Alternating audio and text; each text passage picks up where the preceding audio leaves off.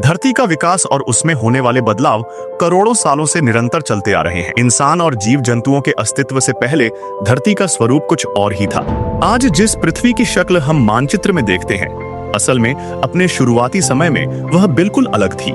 यह तो हम सभी जानते हैं कि शुरुआत में पृथ्वी एक जलते हुए आग के विशाल गोले के समान थी, जो समय के साथ साथ धीरे धीरे ठंडी होती चली गई। फिर चंद्रमा के निर्माण के साथ धरती पर बारिश और मौसम की शुरुआत हुई। महासागरों का जन्म हुआ और जीवन ने आकार लेना शुरू किया।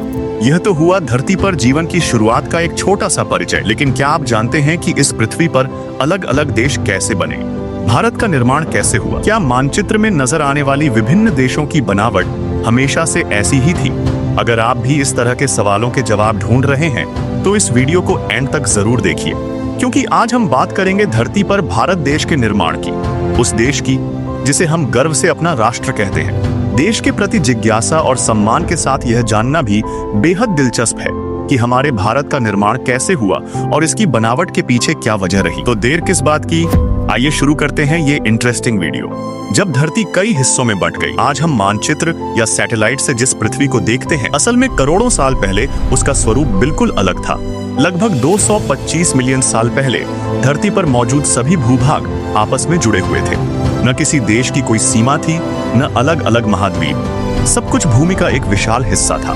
धरती के इस विशाल महाखंड को पेंजिया के नाम से जाना जाता है। समय के साथ समुद्र के बीच मौजूद ये भूमि के टुकड़े धीरे धीरे खिसकने लगे और मीलों दूर जाकर अपनी नई जगहों पर स्थिर हो गए। धरती के महाखंड के टूटने की प्रक्रिया दक्षिणी गोलार्ध से शुरू हुई, जिसके बाद अंटार्कटिका, भारत, ऑस्ट्रेलिया, दक्षिण अमेरिका और अफ्रीका जैसे भूभाग अलग होने लगे। पृथ्वी के गर्भ में प्लेट्स के खिसकने की प्रक्रिया लगातार चलती रहती है। इसी कारण महाखंड टूटकर कई खंडों में विभाजित हो गया। करोड़ों साल पहले जब यह महाखंड टूटा तो इसके दो प्रमुख हिस्से बने। दक्षिणी हिस्सा गोंडवानालैंड, उत्तरी हिस्सा लॉरेशिया। इन दोनों हिस्सों के बीच विशाल समुद्री क्षेत्र का निर्माण हुआ। यह प्रक्रिया इतनी धीमी थी कि इसे पूरा होने में करोड़ों साल लग गए। बाद के समय में लॉरेशिया से अलग हुए भूमिखंडों से यूरोप, एशिया और नॉर्थ अमेरिका बने, जबकि गोंडवानालैंड से अलग हुए हिस्से अफ्रीका और ऑस्ट्रेलिया के रूप में जाने गए। इस तरह धरती का एक महाखंड टूटकर कई देशों के निर्माण का कारण बना। वर्तमान में भौगोलिक रूप से भारत एशिया का हिस्सा है, लेकिन करोड़ों साल पहले भारत का यह भूभाग गोंडवानालैंड से जुड़ा हुआ था। भारत का भूमि टुकड़ा गोंडवानालैंड से अलग हुआ तो अंदरूनी टेक्टोनिक प्लेट्स की हलचल की वजह से वह धीरे धीरे एशिया की तरफ बढ़ने लगा। लंबे समय तक चले इस सफर के बाद आखिरकार भूमि का वह हिस्सा वर्तमान के लद्दाख क्षेत्र से जा टकराया और उससे जुड़ गया। इस तरह गोंडवानालैंड से अलग हुआ भूमि का एक हिस्सा एशिया का महत्वपूर्ण देश भारत बन गया। जब भूमि के दो विशाल टुकड़ों का टकराव होता है तो भारी प्लेट नीचे की तरफ चली जाती है, जबकि हल्की प्लेट ऊपर की तरफ उठ जाती है। लद्दाख क्षेत्र से भारत के टकराव की वजह से ही विशाल हिमालय और माउंट एवरेस्ट का निर्माण हुआ।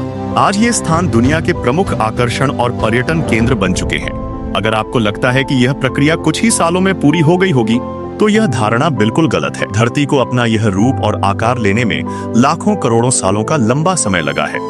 भारत की प्लेट लगातार हिमालय की दिशा में दबाव बना रही है, जिसकी वजह से इन पर्वतों की ऊंचाई धीरे धीरे बढ़ती जा रही है। हालांकि इन बदलावों को हम आसानी से पहचान नहीं सकते, लेकिन भूवैज्ञानिक इस बात को अच्छी तरह समझते हैं कि धरती के भीतर क्या क्या परिवर्तन हो रहे हैं। धरती के महाखंड पेंजिया से जुड़ी थ्योरी को दुनिया के सामने रखने का श्रेय एल्फ्रेड वेगनर को दिया जाता है।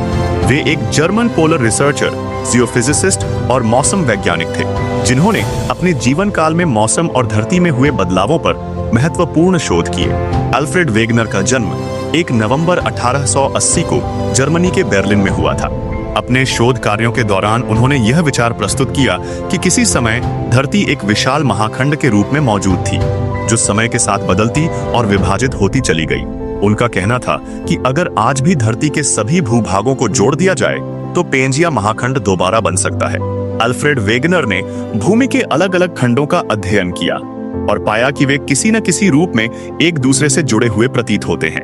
उन्होंने अपनी थ्योरी में यह भी बताया कि भूमि खंडों के अलग होने की प्रक्रिया के दौरान धरती पर रेंगने वाले जीव मौजूद थे। एल्फ्रेड वेगनर के शोध ने धरती की संरचना और उसके विकास को समझने में वैज्ञानिकों समेत मानव समाज की काफी मदद की है। हालांकि जिस तरह बदलते वक्त के साथ धरती पर कई प्रकार के बदलाव आते रहे हैं, उसी तरह विभिन्न देशों का भौगोलिक निर्माण भी हुआ। यह बात सुनने में विचित्र जरूर लगती है कि किसी समय पूरी धरती पर भूमि का केवल एक ही विशाल हिस्सा था, लेकिन प्रकृति में हर चीज संभव है, चाहे वह इंसान का जन्म हो या फिर भूमि के टुकड़ों का अलग होना। तो देखा आपने किस तरह धरती प्राचीन काल से ही निरंतर परिवर्तन करती आई है और यह प्रक्रिया आज भी जारी है। आपको और हमें शायद इसका एहसास न हो, लेकिन धरती के भीतर बदलाव लगातार होते रहते हैं। हालांकि इन परिवर्तनों को होने में करोड़ों सालों का समय लगता है, फिर भी यह प्रक्रिया अपने आप में बेहद अद्भुत है। अगर आप करोड़ों साल पहले धरती पर मौजूद होते तो भारत के भूभाग को किस देश के साथ जुड़ा हुआ देखना पसंद करते? अपना जवाब कमेंट बॉक्स में जरूर साझा करें। आज के लिए बस इतना ही। वीडियो अच्छा लगा हो तो कृपया लाइक और शेयर करें, और ऐसे ही रोचक जानकारियों के लिए चैनल को सब्सक्राइब जरूर करें। मिलते हैं नेक्स्ट वीडियो में, तब तक के लिए धन्यवाद।